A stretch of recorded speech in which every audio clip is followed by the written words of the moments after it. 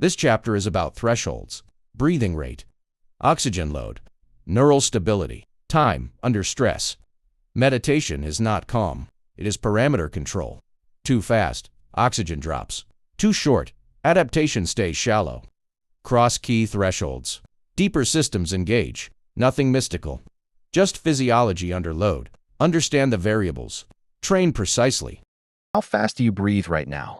Most people have no idea. Fast breathing isn't normal. It means your system is burning energy just to stay stable. High RPM. High where? Don't change anything yet. Just measure. 1 full minute. No control. Breathing rate is raw system data. As the rate drops, pressure redistributes. Oxygen delivery improves. The nervous system exits panic mode. If you don't know your RPM, you don't know what state your life is running in. Below 10 breaths per minute changes everything. This isn't relaxation. It's a threshold. Above 10, the system runs hot. High energy burn. Constant mental noise. Below 10, something flips. Oxygen delivery becomes efficient. Internal pressure stabilizes. The brain stops flooding itself with signals. Across biology, slower breath means longer runtime. Fast breath burns life faster. Stress pushes the rate up. Clarity drops. Where increases. Lower the RPM, and the system shifts modes. From survival to repair. This is not a belief. It's how engines work. Oxygen is not energy. It's a trigger. Energy is made when oxygen meets fuel. And the highest fuel density in your body is in the gut. Deep breathing drives oxygen downward. Blood carrying oxygen reaches the digestive core. That's where glucose is waiting. When oxygen and glucose meet, cells activate. Heat rises. Metabolism upgrades. That energy-rich blood doesn't stay there. It gets filtered, cleaned, and redistributed. Wherever the system is weak, energy is rerouted for repair. You don't inhale power. You manufacture it. The heart doesn't always need to work harder. Sometimes it steps back. When energy demand drops low enough, circulation no longer depends on pumping. Blood can move by pressure difference alone. Your upper body and lower body already carry unequal pressure. That gradient is stored potential energy. Slow, minimal breathing moves the diaphragm just enough to trigger flow, not force it. At that point, the heart stops leading and starts supervising. Circulation becomes passive, low power, self-sustaining. This isn't rest. It's system efficiency at its limit. Your head isn't foggy because of thoughts. It's foggy because pressure is mismanaged. Tight abs push blood upward, overloading the brain. Cranial pressure rises. Cells get compressed. Anxiety spikes. Lower the abdominal pressure. Expand the diaphragm. Release the abdominal fascia. Blood flows down, pools in the lower core. Head cools. Abdomen warms. High-energy blood activates cells, repairs tissue, clears the system. This is water rises, fire descends. A mechanical fix for stress. No mantra, no belief, just physics. Most meditators never reach the 40-second mark. One breath under 40 seconds keeps you in first dhyana. Breathing longer than 40 seconds flips the system. Energy consumption drops. Oxygen floods the cells. The body enters a second activation. Muscles relax. Nerves charge. Bioelectric current pulses through the core. Attention stabilizes. Awareness expands. Consciousness lifts. Miss the mark, and diaphragm tension locks the system. Chest and neck tighten. Progress stalls. 40 seconds is the runway.